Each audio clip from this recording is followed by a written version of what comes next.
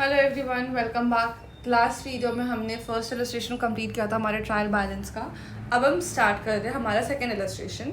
ये जो second illustration है ना, ये आपको क्या कह रहा है, सेम इन्फॉर्मेशन आपने यूज़ करना है जो कि आपने फर्स्ट इलस्ट्रेशन पे यूज़ किया था, एंड आपने यहाँ पे भी ट्रायल बैलेंस बनाना है। डिफरेंस क्या है मेथड का। आपने फर्स्ट वाले क्वेश्चन पे टोटल बैलेंस मेथड से क्वेश्चन बनाया था। अब हम क्या करेंगे, अब हम बैलेंस फर्स्ट वाले क्वेश्चन में आपने टोटल मेथड से क्वेश्चन सॉल्व किया था। अब सेकंड इलस्ट्रेशन पे हम चेक करेंगे कि बैलेंस मेथड क्या होता है और वो किस तरीके से सॉल्व होगा। ठीक है, नाउ सबसे पहले हमें क्या करना है, हमें क्वेश्चन देखना होगा, उससे मैं आपको समझाऊंगी कि कैसे वो सॉल्व होगा। तो हम आ जाते हैं अपने क्वेश्चन पर। ये सारा आपको इन्फॉर्मेशन दिया हुआ था, इससे मैं कर देती हूँ एक बार, सारे को इरेज कर देती हूँ। ठीक है, ये काफ़ी सिंपल है, इसमें बहुत ज़्यादा टाइम नहीं लगेगा आपका।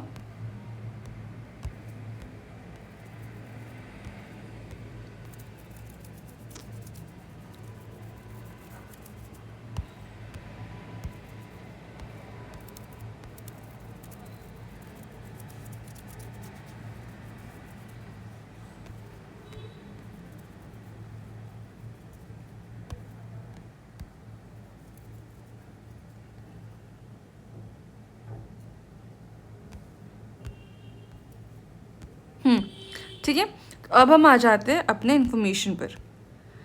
अभी हमने क्या करना है, हमें बनाना है बैलेंस मेथड से। इट मीन्स कि जब हमने टोटल मेथड बनाया तो आपको समझ आया कि आप टोटल फिगर्स ले रहे थे। अब जब मैं बैलेंस मेथड की बात कर रही हूँ तो ये कहीं ना कहीं आपसे बैलेंसेस के अमाउंट पूछेगा। ठीक है, नाउ कौन से बैलेंस, तो हमेशा ध्यान रखना कि जब भी हम लेंगे बैलेंस वो होगा हमेशा हमारा क्लोजिंग बैलेंस। ये भी क्यों हो रहा है अब आप ये समझो। मैं आज आपसे पूछ रही हूँ कि आपके कैश का बैलेंस क्या है। बैलेंस मतलब क्या बताता है आपको कि उस दिन आपके पास कितने बैलेंस थे, क्या बैलेंस था। नाउ सबसे लेमैन टर्म्स पर अगर मैं बात करूँ, बैंक बैलेंस या कैश बैलेंस। फॉर एग्जाम्पल 1 तारीख को, फॉर एग्जाम्पल अगर मैं कहती हूँ कि फर्स्ट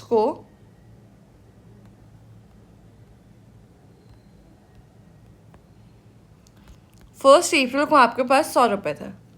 ठीक है, 2 अप्रैल को आपने 10 रुपये खर्च किए, आपके पास 90 रुपये बचा। 3 अप्रैल को आपकी लॉटरी लग गई, आप 1000 रुपये कमाए, उसमें आपके पास 1090 रुपये बचा। अगर मैं आपको पूछूं अब कि एज ऑन 3 अप्रैल आपका क्या बैलेंस है, तो आप 1090 बताओगे या 100 रुपये बताओगे, आप सोच के बताना। ऑफकोर्स अगर मैं आपसे 3 तारीख को पूछ रही हूँ कि भाई बताओ तुम्हारे पास कैश बैलेंस क्या है एज ऑन 3 अप्रैल, ठीक है, तो आप मुझे 1090 बताओगे, 100 रुपये नहीं बताओगे। तो आपने क्या किया, जो आपके पास क्लोजिंग अमाउंट था 1090 का, आपने वही बताया मुझे। इसीलिए हम, और इसी लॉजिक से जब भी ट्रायल बनाएंगे तो हमेशा क्लोजिंग बैलेंस पे फोकस करेंगे in case of balance method. ये क्लियर है। नाउ अब हमें क्या करना है, हमें हर एक लेजर का बैलेंस देखना है और समझना है कि बैलेंस मेरा डेबिट है या क्रेडिट है। ठीक है, अब इसे समझने का सिर्फ एक सिंपल रूल है, और वो क्या है, देखो पहला तो आप एक अंदाज़ा लगा सकते हो। कैसे, जैसे कि मैंने आपको बताया था कि हमारे जर्नल एंट्रीज़ में 5 हेड्स है। क्या क्या हेड्स है, asset, liability, income, expense, capital. ठीक है, अब मैंने आपको ये भी बताया था कि अगर इंक्रीज़ होगा तो आप क्या करोगे और डिक्रीज़ होगा तो क्या करोगे। या इसको उल्टा लिखती हूँ, हाँ अच्छा ठीक है, वैसे ही करता हूँ, वेट।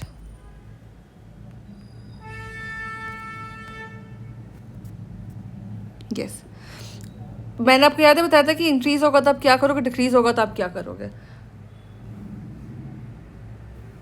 असेट अगर इंक्रीज़ होता है तो हम उसे करेंगे डेबिट, लाइबिलिटी अगर इंक्रीज़ होता है तो हम उसे करेंगे क्रेडिट, इनकम अगर इंक्रीज़ होता है तो हम उसे करेंगे क्रेडिट, एक्सपेंस अगर इंक्रीज़ होता तो हम उसे करेंगे डेबिट, कैपिटल अगर इंक्रीज़ होता तो हम उसे करेंगे क्रेडिट। याद है? अगर नहीं याद होगा आप एक बार आप जर्नल वाला जाके देखना, वहाँ पे आपको मिलेगा। ठीक है, अब माइनस अगर कम हो रहा है तो क्या होगा? एसेट बढ़ रहा है तो डेबिट होता है, कम होगा तो हो जाएगा क्रेडिट। लाइबिलिटी बढ़ रहा है तो क्रेडिट हो रहा है, कम होगा तो हो जाएगा डेबिट। इनकम बढ़ रहा है तो क्रेडिट हो रहा है, कम होगा तो डेबिट। एक्सपेंस बढ़ रहा है तो डेबिट, कम होगा तो क्रेडिट। कैपिटल बढ़ रहा है, क्रेडिट, कम होगा डेबिट। ये आपको याद होगा।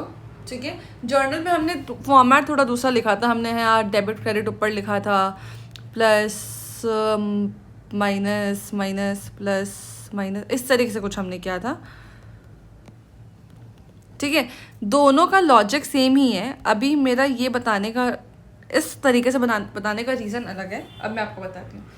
आप एक चीज़ बताओ, अगर आप बिजनेस कर रहे हो तो आपके पास assets at the very first instance, आज आपने बिजनेस स्टार्ट किया 100 रुपये से। ठीक है, अगर आज आपने 100 रुपये से बिजनेस स्टार्ट किया है तो आपके एसेट बढ़ेंगे, लाइबिलिटीज़ भी हो सकता है बढ़े। क्यों?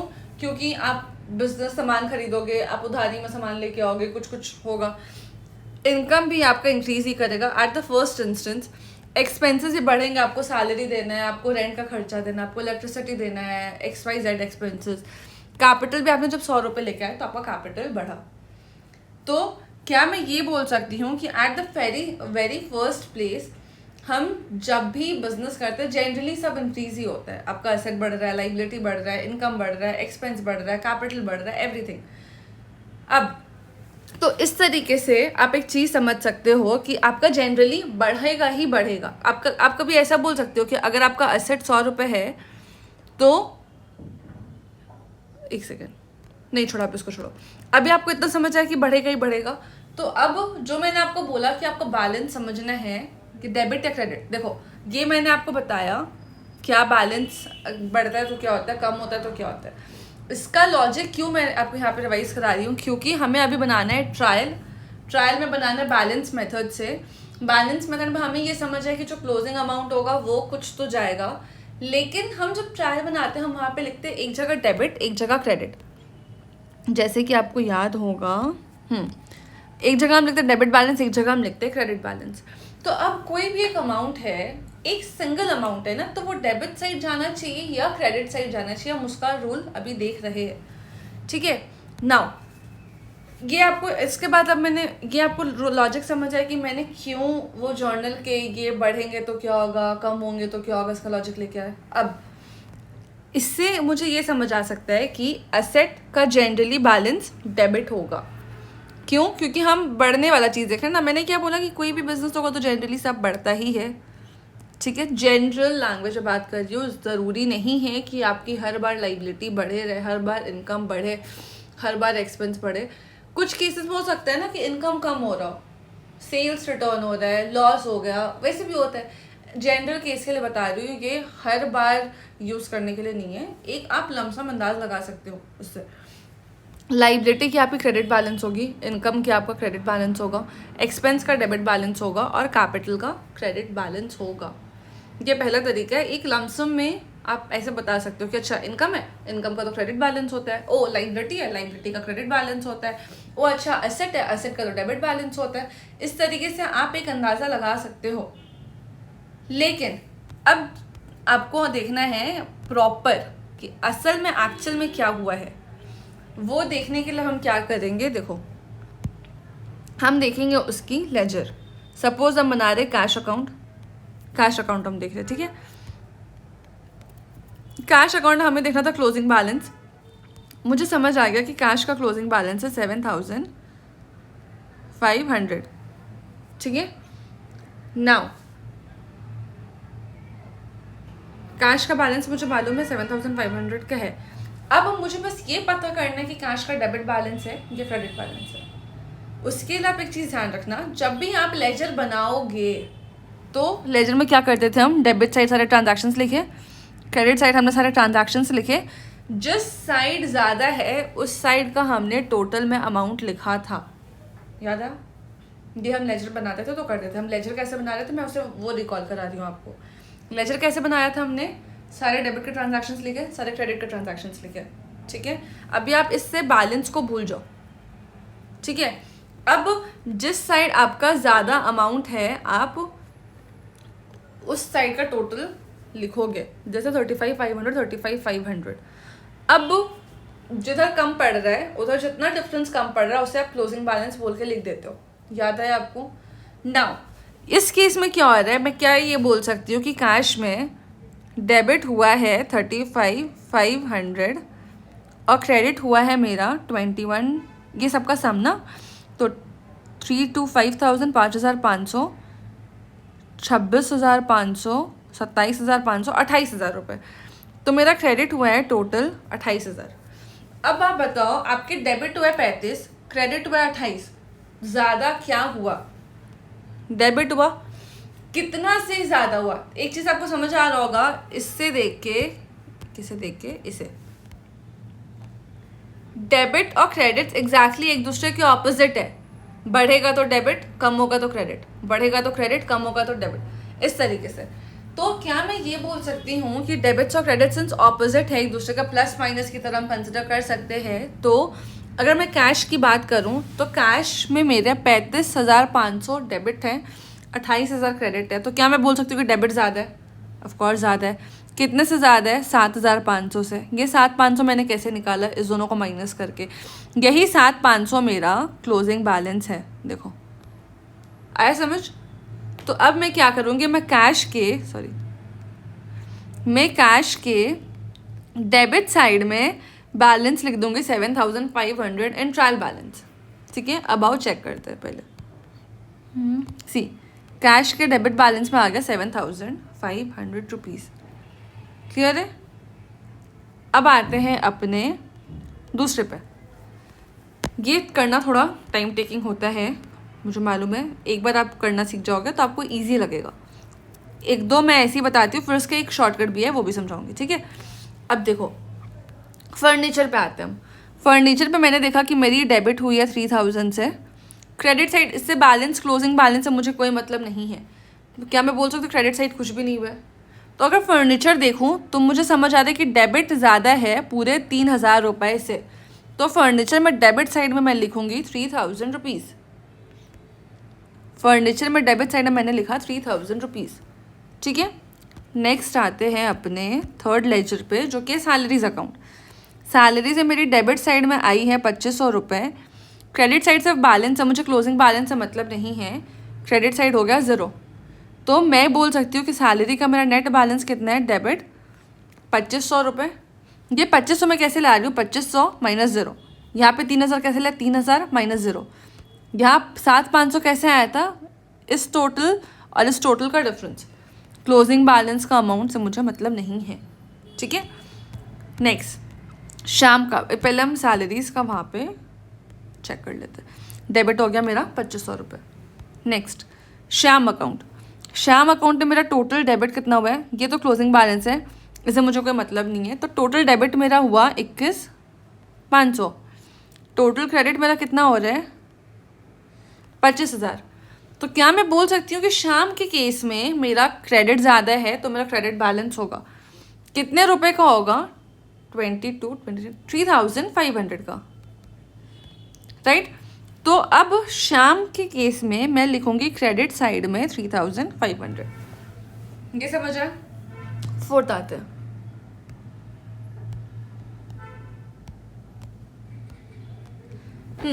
Purchases account. परचेज में मेरा ये रहा, डेबिट हुआ है टोटल 26,000 से और क्रेडिट हुआ है मेरा, ये तो बैलेंस है, इससे मुझे कोई मतलब नहीं है, क्रेडिट हुआ है 0। तो मैं बोल सकती हूँ कि परचेज में टोटल डेबिट साइड में जाएगा 26,000, ठीक है।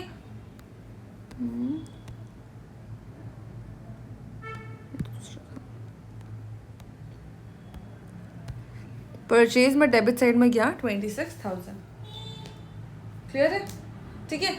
अब ऐसे ही कर करके हमें सारे लेजर्स देखने हैं, सारे के बैलेंसेस देखने हैं। चलो हम एक ही करके इसी स्टेप से अभी देखते हैं। शॉर्टकट मैं आपको आगे समझा दूंगी, ठीक है, क्योंकि एक ही बार में बहुत सारे कॉन्सेप्ट्स देना वुड भी थोड़ा आपके लिए हैंगओवर सा हो जाना, ठीक है। अब आते हैं परचेज रिटर्न। डेबिट साइड तो क्लोजिंग बैलेंस से मुझे कोई मतलब नहीं है। क्रेडिट साइड तो डेबिट में लिख दिया 0, क्रेडिट साइड मैंने देखा 500 रुपये का है, तो मैं क्या करूँगी, परचेजेस रिटर्न में क्रेडिट बैलेंस डालूंगी 500 रुपीज़ की। परचेजेस रिटर्न 500 रुपीज़ का क्रेडिट बैलेंस, ये हो गया। इसके बाद आती हूँ मैं राम्स अकाउंट। राम में देखो टोटल मेरा डेबिट हो रहा है 30,000 से, ये बैलेंस से मुझे मतलब नहीं है, इसको छोड़ के मेरा टोटल क्रेडिट हुआ 25,100, ठीक है। तो मैं बोल सकती हूँ कि मेरा ज़्यादा बैलेंस किस चीज़ का है, डेबिट का है। कितने रुपए से, 4,900 से। तो राम के डेबिट साइड पे जाएगा 4,900, ठीक है। नेक्स्ट सेल्स पे आते हैं। डेबिट साइड और सिर्फ क्लोजिंग बैलेंस है, इससे मुझे कोई काम नहीं है। क्रेडिट साइड पे टोटल मेरा 30,500 और डेबिट हो गया 0, क्रेडिट हो गया 30,500। तो सेल्स का मेरा बैलेंस कितना होगा, क्रेडिट बैलेंस होगा with an amount of 30,500, right. Sales में आ जाते हैं 30,500, डन। नेक्स्ट अब है हमारा नेक्स्ट लेजर कहाँ गया, ये रहा, सेल्स रिटर्न। डेबिट साइड में मेरा अमाउंट है टोटल 100 रुपये का, क्रेडिट साइड में मेरा क्लोजिंग बैलेंस है, तो इसे मैं 0 कर देती हूँ। इट मीन्स कि सेल्स रिटर्न का मुझे नेट में डेबिट बैलेंस बचता है 100 रुपये, राइट। तो अब आ जाते हैं इस पर, सेल्स रिटर्न डेबिट बैलेंस 100 रुपये, clear. Now the last ledger, that is capital account. Capital के आपके डेबिट में 500 रुपये, ये 9,500 नहीं है क्योंकि ये आपका क्लोजिंग बैलेंस है, राइट। क्रेडिट साइड में आपके टोटल 10,000 रुपये। तो कैपिटल के केस में ज़्यादा तो मेरा क्रेडिट है, कितने रुपए से ज़्यादा है, 9,500 से, ठीक है। तो यहाँ पे आया मैंने कैपिटल 9,500 से ज़्यादा है, क्रेडिट साइड में लिख दिया मैंने ये 9,500 रुपये, क्लियर है। तो अब ये आपका हो गया, बैलेंसेस आपने डाल दिया।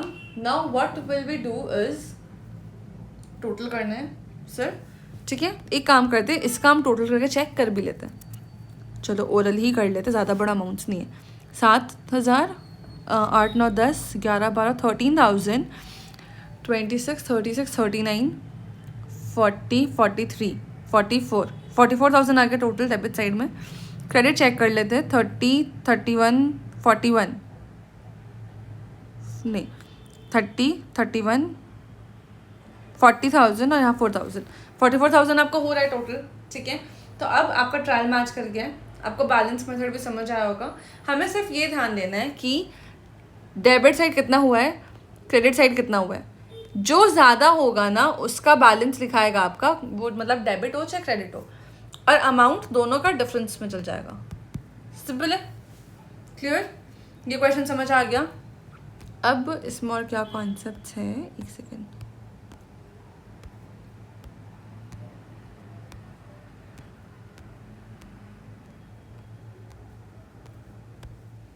ओके, एक चीज़ आप इसमें देखते जाओ। एक इन्होंने क्या किया है ना, एक ही जगह पे आपका टोटल ट्रायल बैलेंस मेथड भी दिखाया, मतलब टोटल बैलेंस मेथड भी कुछ बनाया इन्होंने, और